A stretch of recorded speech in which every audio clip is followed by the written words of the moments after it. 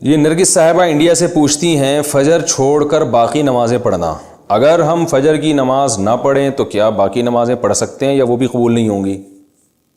فجر کی نماز نہ پڑھیں تو ایسا کوئی پیکج ہمارے علم میں نہیں ہے کہ جو فجر کی نماز نہ پڑھے اس پر باقی نمازیں بھی اللہ کی طرف سے معاف ہو جاتی ہیں۔ اس طرح کا کوئی پیکج ابھی تک میرے علم میں نہیں ہے کہ قرآن و سنت میں کوئی اس طرح کا کوئی پیکج نماز چھوڑنے والوں کو اسپیشلی دیا گیا ہو کہ جو ایک چھوڑ دیں وہ باقی بھی چھوڑ دیں، ایسا نہیں ہے۔ آپ اگر فجر نہیں پڑھتے تو باقی 4 نمازیں پڑھیں، کیونکہ باقی بھی چھوڑیں گے تو اور بڑا گناہ ہوگا، اور فجر چھوڑنا بھی کبیرہ گناہ ہے۔ رسول اللہ صلی اللہ علیہ وسلم نے ارشاد فرمایا، من ترک الصلاۃ متعمدا فقد کفر، جس نے جان کر نماز چھوڑ دی تحقیق اس نے کفر کیا۔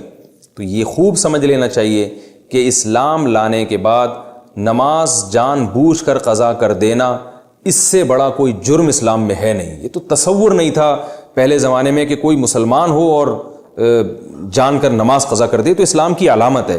اس لیے اس کبیرہ گناہ سے فوراً توبہ کریں، اور اگر اللہ نہ کرے کبھی فجر چھوٹ جاتی ہے تو فوراً سے جتنا جلدی ہو سکے توبہ بھی کریں اور قضا بھی کریں، اور باقی نمازیں وہ بھی پڑھتی رہیں۔ فجر کی پابندی کیسے کریں؟ فجر کی نماز نیند کی وجہ سے قضا ہو جاتی ہے، ذہن میں خیال آتا ہے کہ ابھی سو جاتا ہوں بعد میں اس کی قضا کر لوں گا، اس کی تھوڑی وضاحت فرما دیں۔ محمد اظہر انڈیا سے۔ محمد اظہر بھائی، مسئلہ یہ ہے کہ اسلام میں شرک کے بعد نماز قضا کرنے سے بڑا گناہ نہیں ہے، کسی قیمت پہ معاف نہیں ہے نماز۔ تو آپ سو جائیں یا کچھ بھی کر لیں، آپ کو نماز پڑھنی پڑے گی، ورنہ آخرت میں اس کا بڑا سخت حساب دینا پڑے گا آپ کو۔ اور فجر کی نماز کی ویلیو اس لیے بھی زیادہ ہے کہ اس کے ثواب اس لیے زیادہ ہے کہ اس کو پڑھنا مشکل ہے۔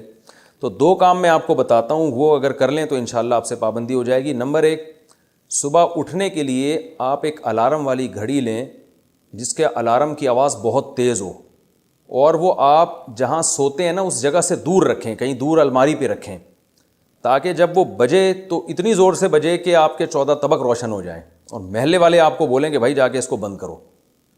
اور دوسری بات یہ ہوگا، دور رکھنے کا فائدہ یہ ہوگا کہ آپ فوراً وہیں سوتے سوتے ہاتھ مار کے بند نہیں کریں گے، بلکہ آپ کو اٹھ کے چل کے جانا پڑے گا اسے بند کرنے کے لیے۔ تو اتنی تیز آواز ہو کہ آپ دوڑتے ہوئے جائیں اٹھ کے، تو اس سے انشاءاللہ آپ کی آدھی نیند بھی غائب ہو جائے گی، اور جو سستی تھی وہ بھی کم ہو جائے گی، اور آپ انشاءاللہ اٹھ بھی جائیں گے۔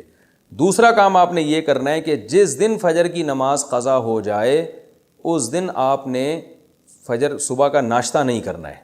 اگر آپ ناشتے کے عادی ہیں تو اس دن کا ناشتہ آپ گول کر دیں سزا کے طور پر، تو یہ بھی ہے۔ اور اگر آپ ویسے ہی ناشتے کے عادی ہیں، ناشتہ کرنے کا آپ کا معمول نہیں ہے، تو پھر آپ اس دن لنچ غائب کر دیں، بولے آج کھانا نہیں کھاؤں گا میں، تو کچھ سزا دیں اپنے آپ کو، تو اس سے انشاءاللہ آہستہ آہستہ اس بری عادت سے آپ کی جان چھوٹ